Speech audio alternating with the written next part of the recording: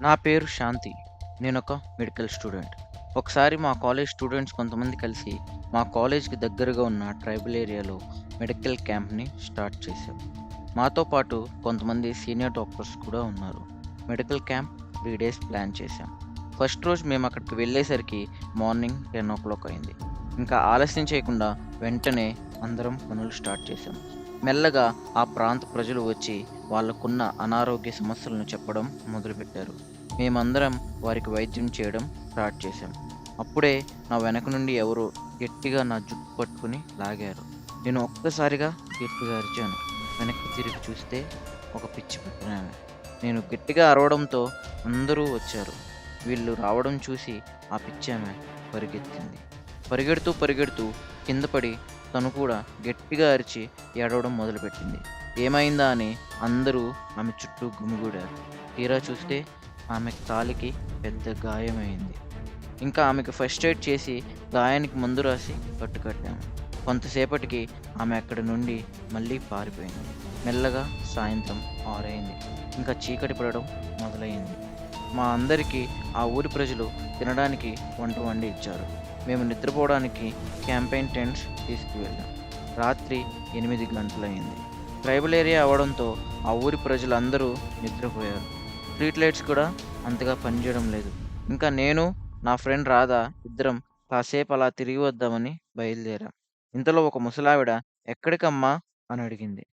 మేము నిద్ర రావడం లేదు బామ్మ. కాసేపు అలా సరదాగా తిరిగొస్తాం అని అన్నాం. ఇంతలో ఆ బామ్మ సరే అమ్మా, కానీ పొలిమేర వైపు వెళ్ళొద్దు అని చెప్పింది. మేమంత దూరం ఏం వెళ్ళంలే బామ్మ అని చెప్పాడు. ఆ బామ్మ సరే అంది. ఇంక మేము ఆ బామ్మతో సరే బామ్మ ఇంక వెళ్ళొస్తాం అని చెప్పి బయలుదేరాం. మాటల్లో పడి అలా నడుచుకుంటూ ఎంత దూరం వచ్చామో తెలియకుండానే పొలిమేర వరకు వచ్చేసాం. కానీ మాకు అది పొలిమేరని తెలీదు. ఆ దారిలో లైట్స్ కూడా లేవు. మేమింకా వెనక్కి వెళ్దామని వెనక్కి తిరిగి రావడం స్టార్ట్ చేశాం. ఇంతలో మా పక్కన ఉన్న పొదల్లో నుండి ఎవరో ఏడుస్తున్నట్లు వినిపించింది. మాకు భయం మొదలైంది. ఇంతలో హఠాత్తుగా ఒక ఆమె లేచి మా వైపు చూస్తూ మా దగ్గరకు వస్తుంది.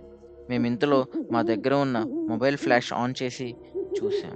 తీరా చూస్తే తను మార్నింగ్ మేము చూసిన పిచ్చి పట్టినామె. తనకి తగిలిన గాయం నొప్పి పుట్టడంతో తను ఏడుస్తూ ఉంది. తనను మేము తీసుకుని మా టెంట్స్‌కి వచ్చాం. ఇంతలో ఆ పిచ్చామె "వచ్చేస్తుంది, వచ్చేస్తుంది, తనొచ్చేస్తుంది. తనకు బాగా కోపమెక్కువ. నిన్ను చంపేస్తుంది" అని రాధ వైపు చూస్తూ అరవడం మొదలుపెట్టింది. మేం భయంతో "ఎవరు? ఎవరు?" అని అడిగాం. తను అలా అరుచుకుంటూ, భయపడుతూ పరుగులు తీసింది. మాకింకా నిద్ర పట్టలేదు. ఆ రాత్రంతా మేమిద్దరం అలా భయంగా మేలుకునే ఉన్నాం. ఈ భయంలో ఉన్నప్పుడే తెల్లారిపోయింది. ఇంతలో రాత్రి వచ్చిన ఆ బామ్మ మళ్ళీ మార్నింగ్ మా టెంట్ ముందు మేల్కొనుంది. ఆ బామ్మ "నిద్ర బాగా పట్టిందా అమ్మా?" అని అడిగింది. మేము రాత్రి జరిగిందంతా చెప్పాం. ఆ బామ్మ "మీరు పొలిమేర వరకు వెళ్లారా?" అని అడిగింది. మేము "ఏమో బామ్మ, అలా నడుచుకుంటూ వెళ్ళాం. అక్కడ ఈ పిచ్చామె కనిపించింది.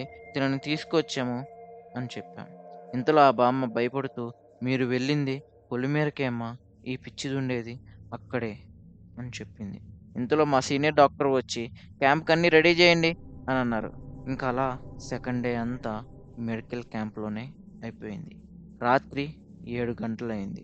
మేము ఆ బామ్మ దగ్గరికి వెళ్లి "ఆ పొలిమేర దగ్గరికెళ్తే ఏమవుతుంది బామ్మ" అని అడిగాం. ఆ బామ్మ ఏం చెప్పిందంటే 2 సంవత్సరాల క్రితం లచ్చి అనే ఒక అందమైన అమ్మాయి ఉండేది. తను మీలానే క్యాంప్‌కి వచ్చిన ఒక డాక్టర్ చేతిలో మోసపోయింది. ఆ బాధ తట్టుకోలేక పొలిమేర దగ్గర ఉన్న మర్రి చెట్టుకు ఉరేసుకుని చనిపోయింది అని చెప్పింది. మాకింకా భయం వేసి మేము మా టెంట్‌లోకి వెళ్ళిపోయాం.